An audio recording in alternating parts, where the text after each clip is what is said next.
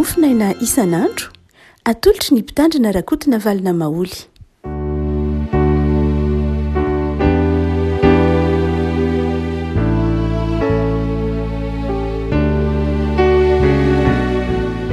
Miarabantsika rehefa malalatra ity alatsinainy fa enina volana oktobra ity ny mofinaina izay voalahatra ao antsika dia ny taratasy voalohany nosoratan'i Paoly ho an'ny Tesalonianina. Tesalonianina voalohany toko fahatelo dia Tesalonianina voalohany toko fahatelo andiny fa iraika ambin'ny folo ka hatramin'ny andiny fahatelo ambin'ny folo.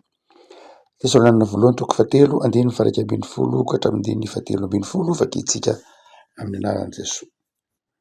An'Andriamanitra raintsika nisy Jesosy tompontsika anitsy ny lalana eo aty aminareo, ary ny tompony ampitombo sy ampandroso anareo amin'ny fifankatiavana sy ny fitiavana ny olona rehetra.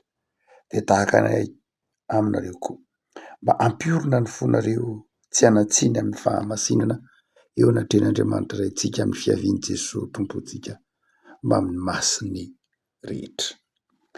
Ilay masino manamasinana amin'ny fahamarinana, ny teninao no fahamarinana. Amen. Afatrafatra izay tiany Paoly eo an-tsain'ny kristianina tany Tesalonika ity toeram-pialantsika ity ry havako malala. Afatrafatra ny amin'ny hoe zava-dehibe ny fandrosoan'ny mpino amin'ny fahamasinana, ny fandrosoan'ny fiangonana amin'ny fahamasinana. Raha mitentsika hoe fahamasinana dia ny zavatra ao an-tsaina dia ilay hoe fanahafana ny toetra an'Andriamanitra. Fanahafana ny toetra an'Andriamanitra. Arakaraky ny iainan'ny olona ny tenin'Andriamanitra, arakaraky ny iainan'ny olona ny sitrapon'Andriamanitra no itombon'ny olona ho amin'ny fahamasinana.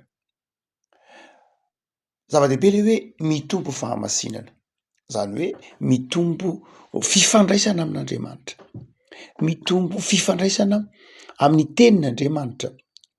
Ny fahamasinana raha ohatra ka jerena amin'ny zoatra masina dia manjary herim-panahy, manjary herim-panahy, herim-panahy izay atahoran'ny aiziny mazava ho azy.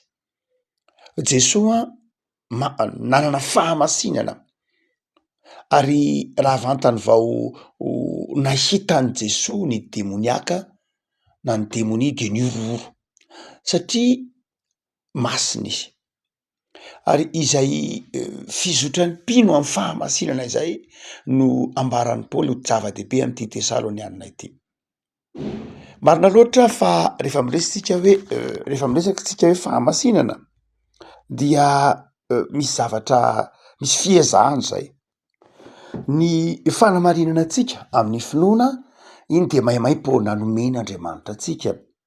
No amarinina tamin'ny alalan'i Kristy isika ka tsy misy fanameloana antsika ao amin'ny Kristy Jesosy izay, ao amin'ny Kristy Jesosy. Paoly Romanina toko fahavalo. Fa izao nefa ry havako malala, tsy mijanona eo amin'ny fanamarinana amin'ny finoana isika, fa ny olona marina amin'ny finoana dia velona io ny filazany Paoly azy nalaina avy any amin'ny epistily, nalaina avy any amin'ny faminaniana bakokapa aminany io. Izany hoe rehefa no amarinina ka marina isika dia mizotra tsikelikely ho amin'ny fiainam-pahamasinana, mizotra tsikelikely eo amin'ny fijoroana vavolombelona.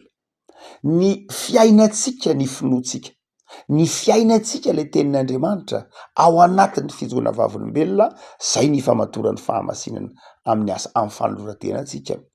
Izany hoe ny fahamasinana dia izao ny fiezahantsika iaina ilay sitrapon'Andriamanitra, ilay fiainan'Andriamanitra izany azo ilazana azy ho ao amin'ny fiarahamonina amin'ny fiainantsika isan'andro. Dia io fitombon'ny fahamasinana io ary dia ateraky ny fifehezan-tenantsika mazava ho azy, ateraky ny fifehezan-tenantsika amin'ny vavaka. Indray maka Jesosy nahita amin'ny mpianatra ny adevitra naka tamina raim-pianakaviana anankiray na zanaka marary. Nanome tsiny dia nanome tsiny ny mpianatra ity raim-pianakaviana manao hoe fa maninona ianareo no tsy mahafaka tsy mahasitrana ny zanaka io, izy demoniaka, ahitsitsinjitry ny devoly izy, avariny any anaty afo, fa maninona ny sitranareo izy.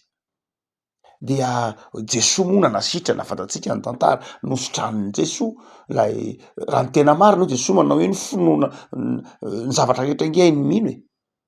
ary dia sitrana lay zaza fa nametra-panontaniana ny mpianatra fa nahoana kay zay ny tsy nahasitrana azy dia hoy Jesoa satria nareo tsy ampivavaka, satria nareo tsy ampy fifadikanina, raha mitenitsika hoe fifadikanina tsy lay hanina loatra fa lay inona ny lay hanina lay fahafoizana, lay tsy fifamantorana amin'izao tontolo zao raha tsorina de zao satria tsy masina ianareo, tsy ampy fahamasinana ianareo. No zany dia zava-dehibe le hoe fitombony ny fahamasinana. Ny fahamasinana zany de zao tena ateraky ny fandavatenatsika iaina amin'ny vavaka, ateraky ny fandavatenatsika iaina ny tenin'Andriamanitra. Raha ohatra ka misy fifehezantena ataotsika amin'ny andavanandrotsika hoe manoka tena ivavaka, manoka teny iresaka amin'Andriamanitra, de amin'ny alalan'ireny no itomboniny ataotsika hoe fahamasinana. Fahamasinana dia tanjona izay tokony iaina ny fiangonana isan'andro. Fa eto am'ty taratasy ho an'ny Tesalonianina ity ry havako de zao anankiray am'izay maritry fitombonitsika, anatonatsika amin'ny fahamasinana, itombontsika amin'ny fahamasinana de zao ny fifandraisantsika koa zava-dehibe, ny fitombony ny fifankatiavana sy ny fitiavana ny olona rehetra. Tsy misy mpinona fiangonana mitombo fahamasinana kanefa misaviritaka ao anatin'ilay fiangonana. Tsy misy fiangonana mitombo fahamasinana nefa miady an-trano lay fiangonana na miady an-trano lay mpino. Ny fitombom-pahamasinana zany zay eo anaty ambaran'ny Paoly manao hoe ampiorina ny fonareo tsy hanatsiny amin'ny fahamasinana eo anatrehan'Andriamanitra ray antsika amin'ny fiaviany Jesosy tompo. Zany hoe mitombo amin'ny fahamasinana isika. Maritry fa hamantarana zany fitombontsika amin'ny fahamasinana zany isika mitombo amin'ny fifankatiavana ary mitombo koa amin'ny fitiavana ny olona rehetra. Raha miteny hoe mitombo amin'ny fifankatiavana de ataovy hoe eto amin'ity misy tanàna ity na eto amin'ity vohitra ity na ato amin'ity fiangonana ity de zao misy olona maromaro ao, misy fiombona mpino ao, de zao misy kristianina ao anatin'ny fiangonana io na ifitandremana io, dia ifitandremana io zany mitombo ny fifankatiavana reo olona ao anatin'ny fiangonana io, miampifandray misimisy kokoa izy, miampifanatana misimisy kokoa izy, miombona kokoa izy, mitombo ny fifankatiavana. Ary zany fitombom-pifankatiavana zany de misy aridrefy, misy maridrefy men'ny soratra masina fa tsy hoe tenenina fotsiny zahay atoke mitombo amin'ny fifankatiavana, fa hoy Jesosy manao hoe tokony ho hita ao anatin'ny io fiombonan'ilay fiangonana io hoe mitombo amin'ny fifankatiavana izy, nanome ohatra faratapony mihitsy Jesosy ny aminy hoe eto ny maridrefy ahafantarana fa tena mitombo amin'ny fifankatiavana nareo, tratra nareo le izy, de zao nasehony amin'ny alalan'ny fifanasana tongotra. Zany modely ahitana fa mitombo amin'ny fifankatiavana ny olona, lay fanasana tongotra hoy ny eo ihany, fa inona ny votoatin'ilay izy, lay fanetretenany lay tsiraray avy, lay anankiray vonina hanompo iosina mihitsy, hanotritra ny anankiray. Zany maridrefy ahafantarana hoe mitombo tamin'ny fifankatiavana ve le fiangonana, lay fianakavin'ny finoana, lay kristianina na lay fianakaviana, eny na lay mpiray-tanindrazana mihitsy koa aza.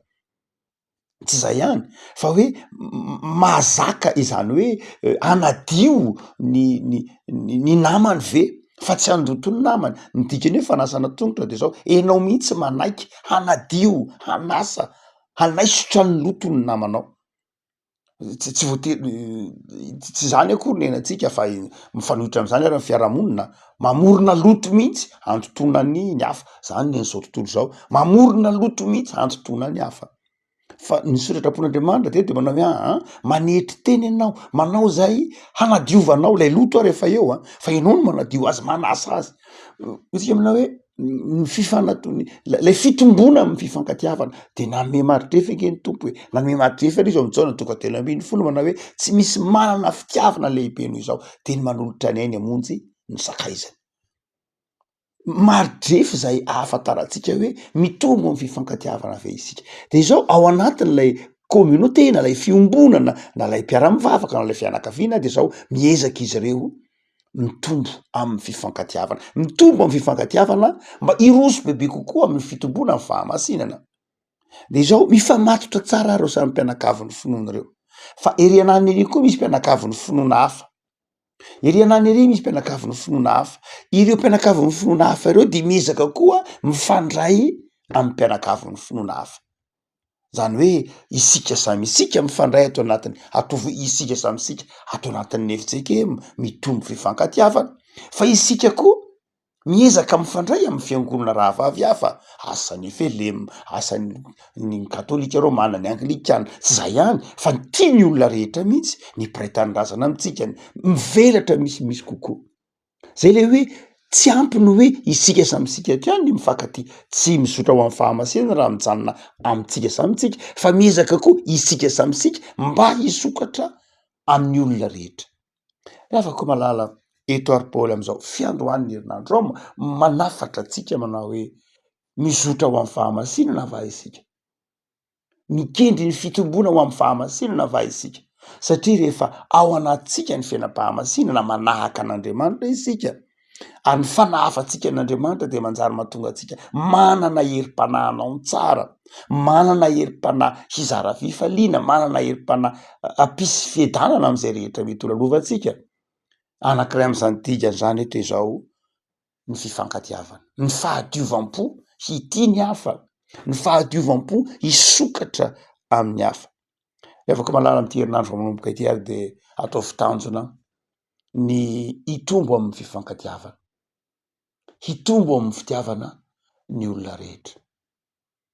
Ary rehefa ny soratra masina no miteny manao hoe mitombo amin'ny fitiavana sy ny fifankatiavana dia hotsika atao hoe maritry azo ampiarina azo refesina zany ny Romanina 12:20 ny fiarahana mifaly am'izay mifaly, ny fiarahana mitomany am'izay mitomany, ny tsy fiheveran-tena tsy fanaovana ny tena hoendry ny fanetretena eo anatrehan'ny hafa zany rehetra any dia asehon'ny Paoly amin'ny Romanina 12:20 fa maridrefy famantarana hoe mitombo amin'ny fifankatiavana ve aho sa tsy mitombo amin'ny fifankatiavana atao anatiko ve zany toetra tiana de ny fahavalo aza. Paoly miteny hoe manao hoe raha nona ny fahavalonao omeo hanina izy, raha mangetaheta izy omeo rano hosotroina. Raha manana zany sika zany toe-panahy zany de zao mitombo amin'ny fitiavana sy ny fifankatiavana ary mizotra any amin'ny lalan'ny fitombona amin'ny fahamasinana. Tompony amenao herim-panahy afaka malala mba hitombo amin'ny fitiavana sy ny fifankatiavana ary ny fitiavana ny olona rehetra mba hizoranao amin'ny fahamasinana zay tian'Andriamanitra hizorana. Vavakasika tompo amisoranao zay noho ny amin'ny teninao zay azony anovakina amin'ny tenin-drazanay mampahery anay mampitraka anay mba hizoranay amin'ny lalan'ny fahamasinana ao aminao Andriamanitra.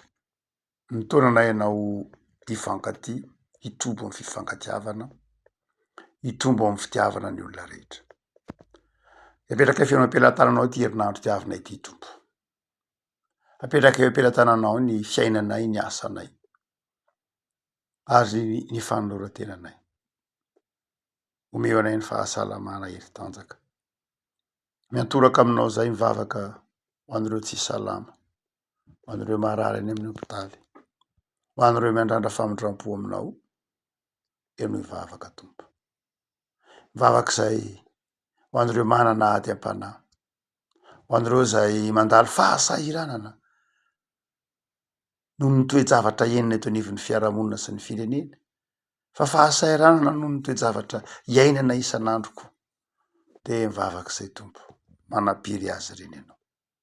De omeo anay ny fotsotra ayangoraka ny hafa, omeo anay ny fotsotra toy ny fona o Jesosy, tsy vizana mety ny hafa, tsy vizana manao soa, tsy vizana mizara. De manjaka Jesosy eto amin'ny tanindrazanay ary manampy anao ny fiangonanay misy anay avy mba ho vavolombelon'ny fitiavanao, ny fahamasinanao, ny fahamarinanao, ny famindramponao. Misaotra Jesosy. Amen.